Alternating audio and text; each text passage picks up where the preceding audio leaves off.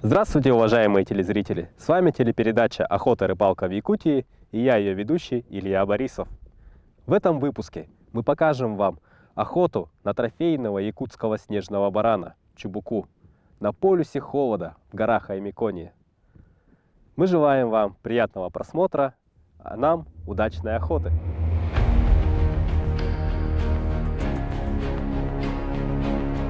Горная охота – вершина охотничьего мастерства, требующая от охотника физической выносливости, точности, знаний повадок животных и местности, хладнокровия и в то же время немного безрассудства.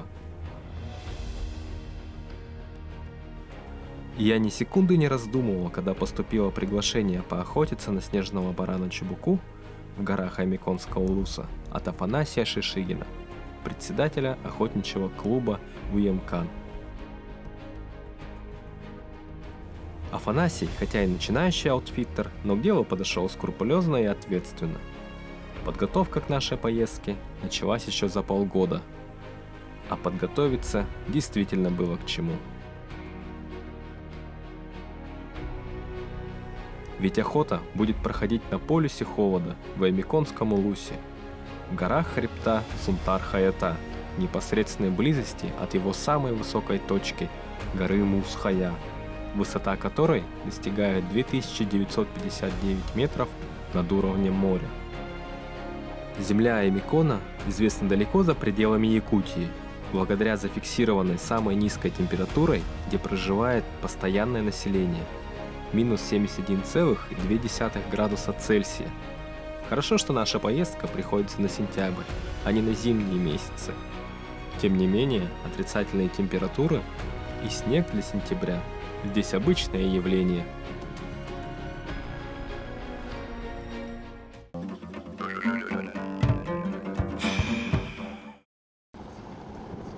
И вот настал долгожданный день выезда.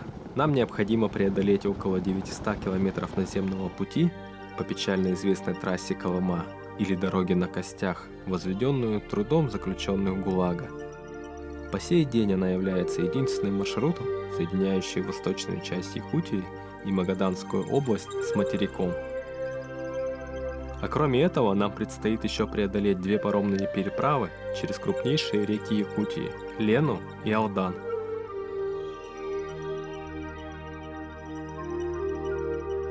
К нашей первой остановке в селе Ючугей Аймиконского улуса мы добрались уже поздно вечером.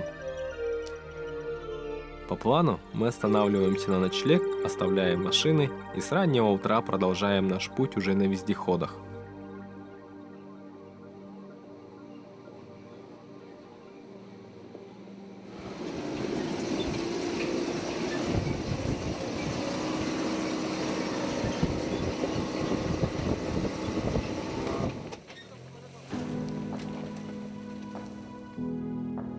Но в планы часто вмешивается суровая реальность. Так получилось и в этот раз. Только выехав из села, произошла поломка у одного из наших вездеходов. Но где наша не пропадала? Подходящие запчасти нашли в деревне, полевой ремонт. И спустя пару-тройку часов мы дружной колонной продолжили нашу экспедицию.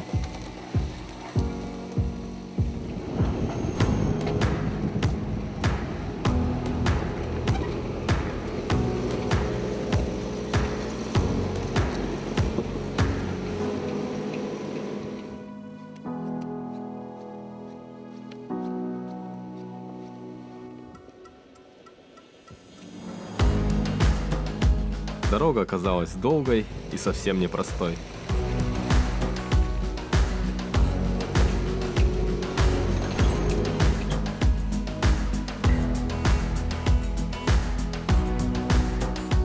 Участки леса сменялись тундрой. Появились первые горы, еще невысокие, но все равно манили наши взгляды в надежде разглядеть где-нибудь на вершинах силуэты заветных животных.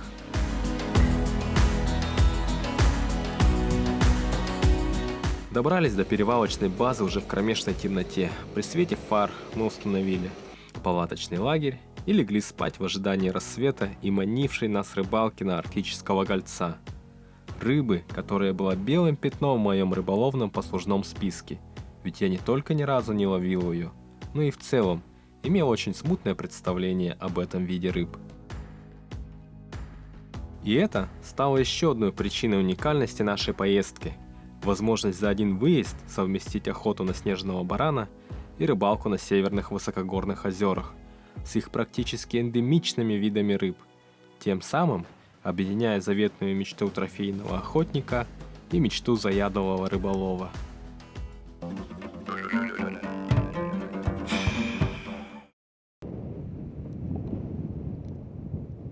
Но погода следующим утром не разделяла нашу общую радость от предстоящей рыбалки. Сильный порывистый ветер просто пронизывал насквозь, а низкая и плотная облачность совсем не вселяла оптимизма. Но, как говорится, погоду, как и родители, не выбирают. А азарт, присущий рыболову, заставил схватить спиннинг даже раньше зубной щетки, не говоря уже о том, что о завтраке мы и вовсе забыли.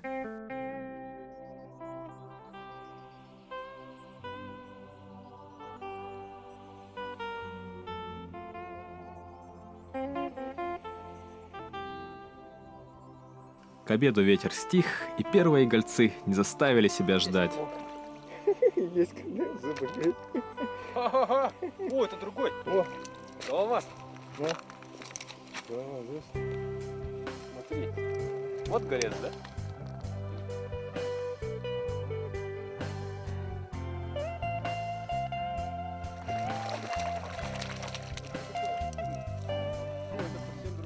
Здесь совсем. Вот посмотрим-ка. Ну, все разом, да?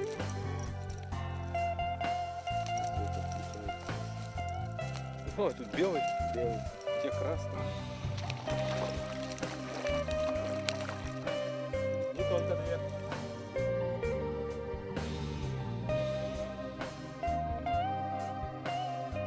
И вот этот другой совсем. Это вообще какой-то доисторический. Тут с шипами. Головастик. Голова большая. Тело такое прогонистое. Хотя и активность рыбы была совсем слабой, но нам все же удалось поймать несколько экземпляров арктического гольца. Размеры рыбы, конечно, далеки до рекордных, но сам факт поимки столь экзотичной для нас жителей Центральной Якутии рыбы многого стоит. И с чувством выполненного долга, распираемой гордостью, на следующий день мы продолжили наш путь. Изредка останавливаясь покидать спиннинг на озерах, расположенных по ходу нашего маршрута, мы продвигались дальше, наслаждаясь поистине уникальной нетронутой природой нашего родного края. Все-таки даже мне редко удается выбраться в действительно далекие от цивилизации места, где практически не ступала нога человека, и звери совсем не чураются нашего присутствия. Так, на одном из озер мы встретили семейку медведей, медведицу с двумя медвежатами.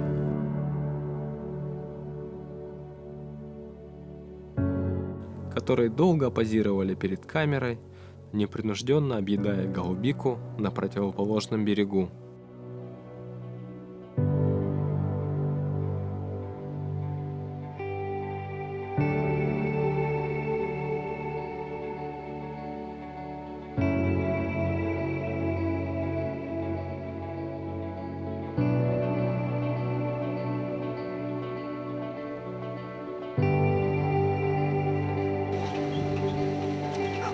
Очередной день в пути завершился на стойбище оленеводов, где к нашей группе присоединился опытный охотник-оленевод Яков Кондаков.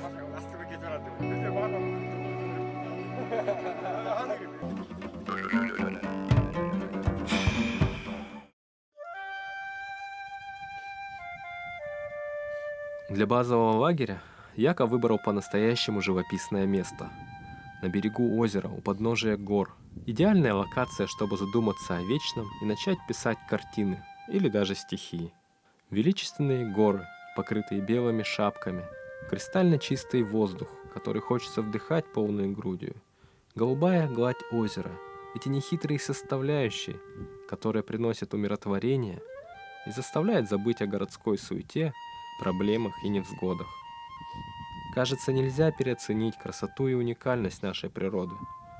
И я снова благодарю судьбу, что отец заразил меня этой страстью, охотой, и ведомой ей я оказался здесь и сейчас, в этом месте. Полностью погрузившись в любование природой и потеряв счет дням, я и не заметил, как настало то утро, когда мы непосредственно начинаем охоту на чубуку. Долгий путь позади, и наконец-то наступило утро, когда мы отъезжаем на охоту на снежного барана. С утра были короткие сборы, подготовка техники, и вот мы выдвигаемся в путь. Мы разделились на две команды. Афанасий, Иван и мой тезка Илья пошли пешком сразу с базы.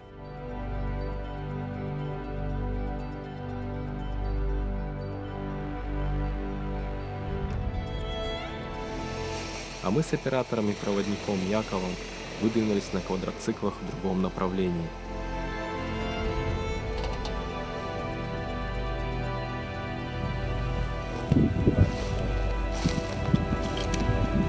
Охотники – люди суеверные, и когда на нашем пути исследования встречается священное место или тотемное дерево, всегда нужно преподнести какой-либо дар духам. Что мы сделали в этот раз?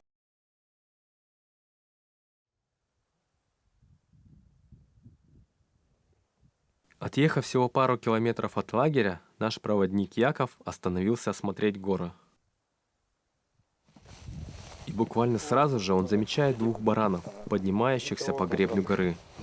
И как после этого не быть суеверным?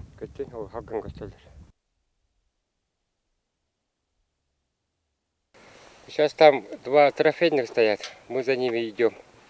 Выйдем в эту гору и посмотрим, где они находятся. И будем охотиться. Все, да, пошли.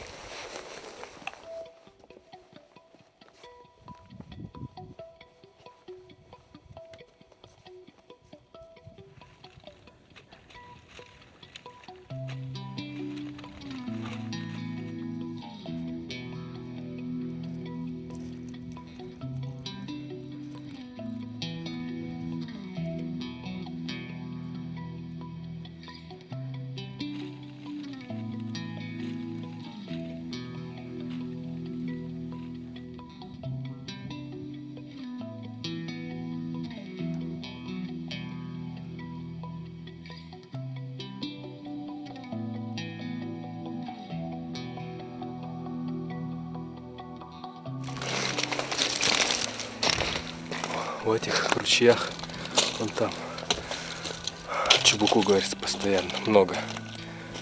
Но небольшие, которые не трофейных. Здесь много. А трофейные вон там вот вдалеке, прям в крутых горах. Наша горка снизу казалась несложной, но вначале тяжело было. Сейчас уже уклон стал гораздо меньше, и так нормально. Ладно, пойдем, не будем отставать от нашего проводника.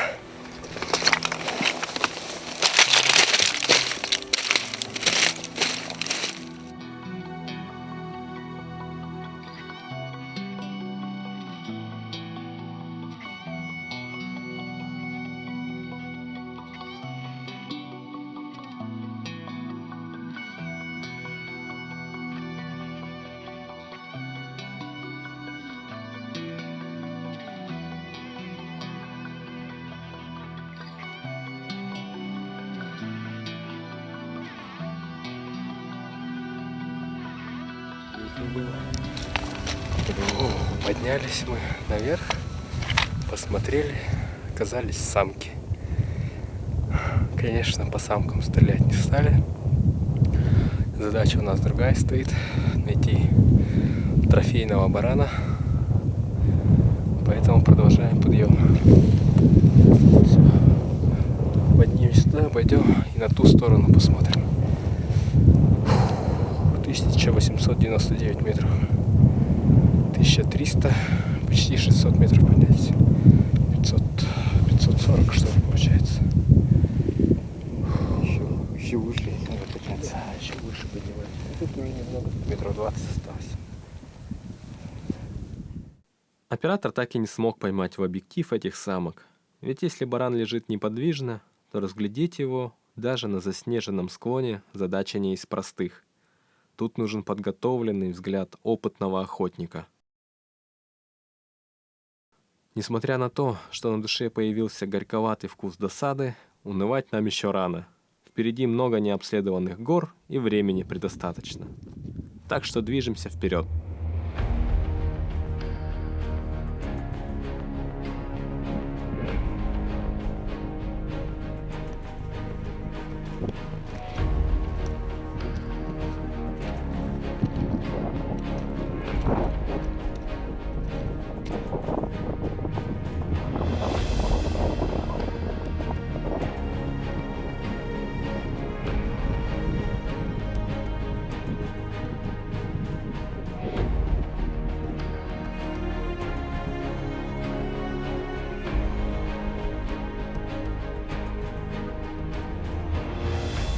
Быстро ходит наш проводник.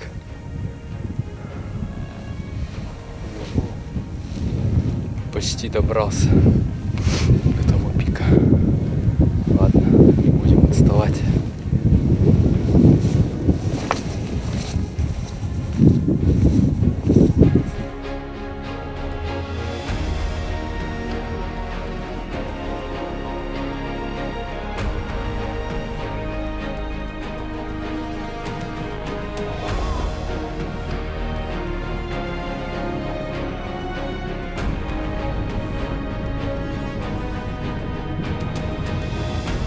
Забравшись на ближайший пик, мы решили передохнуть, пополнить свои силы чаем с обязательной шоколадкой, заодно внимательно осмотреть прилегающие склоны, которые были покрыты паутинами бараньих троп. Наличие зверя, как говорится, налицо. Это добавило еще немного оптимизма в наш настрой, и, пополнив свой запас углеводов, мы продолжили путь.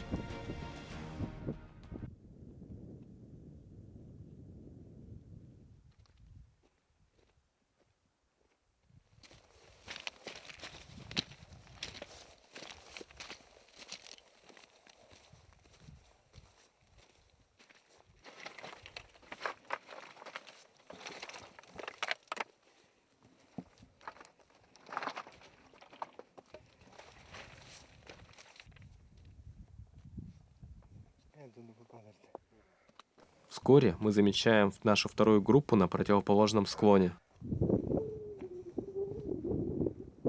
Что наша группа, что их группа были взаимно удивлены, ведь ни нас, ни их не должно было быть здесь в соответствии с утренним планом. Если мы поднялись сюда по ошибке, приняв двух самок за самцов, то и они, скорее всего, отклонились от заранее оговоренного маршрута по той же причине, заприметив где-то поблизости чубуку. Осознав это, мы сразу пошли навстречу нашим товарищам.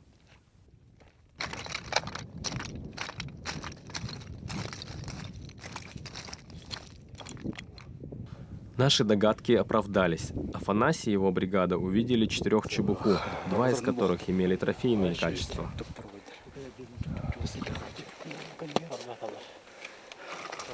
Обсудив тактику наших действий, мы незамедлительно начали подход.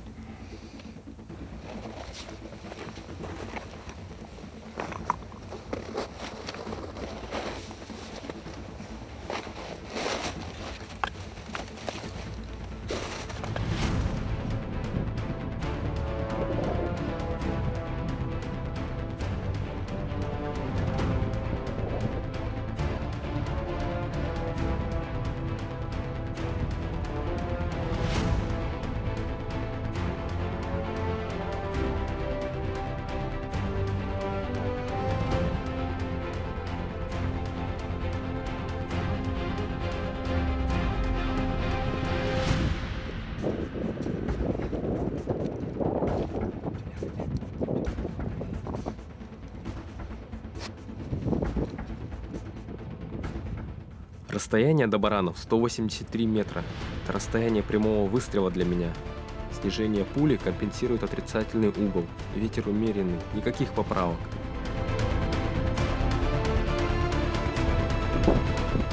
Занимаю позицию поудобнее для точного выстрела и жду отчета Афанасия.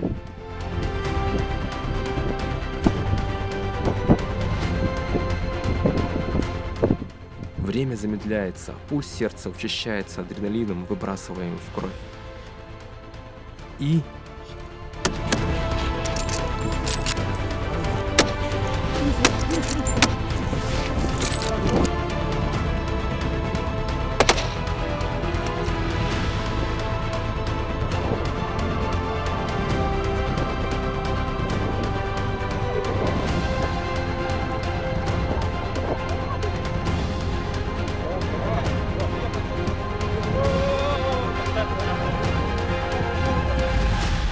Два трофея! Ой, ясно. Этих можно не стрелять, маленький подбивал. Первый же день. Первый же день. Ты крупного взял. Вот это да. Да. О, отлично. Первый выстрел сразу. Я тоже всегда. Да, с первого выстрела.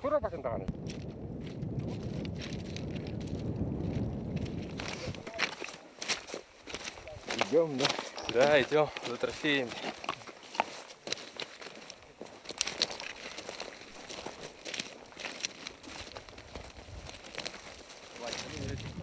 Первый баран, которого добыл Афанасий, остался лежать на месте. Это оказался крупный самец, лет 10-11.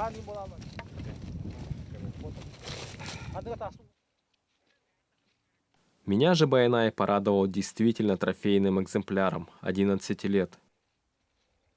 Хорошими рогами и массивным телом.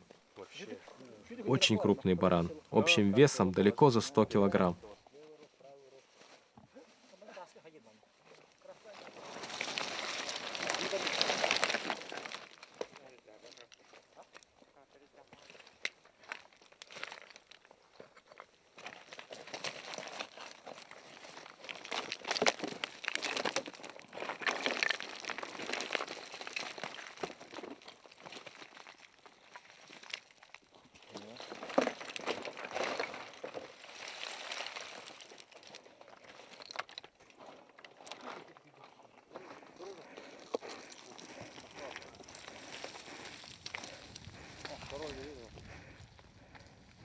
Кто дальше упадет? Отличные результаты. Отличные. Очень хорошие результаты. Встретились Встретились. на сопке. На самой большой горе. Яша повел. Почувствовал, да? Что надо сюда идти. А, издалека почувствовал. Афанасий говорит, зря в гору не пойдет. Надо быстрее. Еще, может, опередим, говорит. Спустив барана в подножие горы, заметно подустав, мы быстро перекусили и принялись за первичную обработку трофеев. Чтобы эти вороны не кушали, чтобы не нашли, делают вот так, петлю. Вот такую.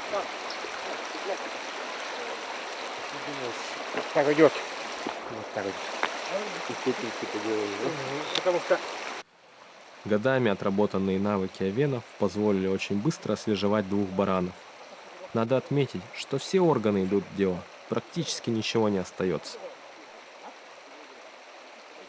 Так как подножие этой горы можно добраться на вездеходах, а при грамотном управлении не имеет чуть ли не вертолетную проходимость, мы решили, взяв немного с собой мяса на ужин, вернуться за остальным позже.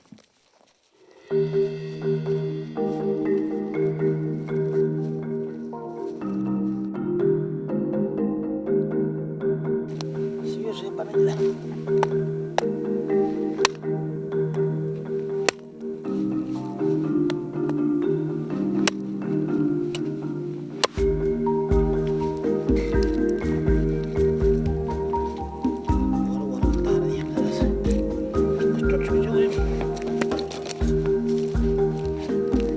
Пока мы ездили за мясом, Афанасий приготовил ужин, и к нашему возвращению нас ждало только что отваренное нежнейшее мясо якутского снежного барана. И теперь процесс охоты можно считать завершенным.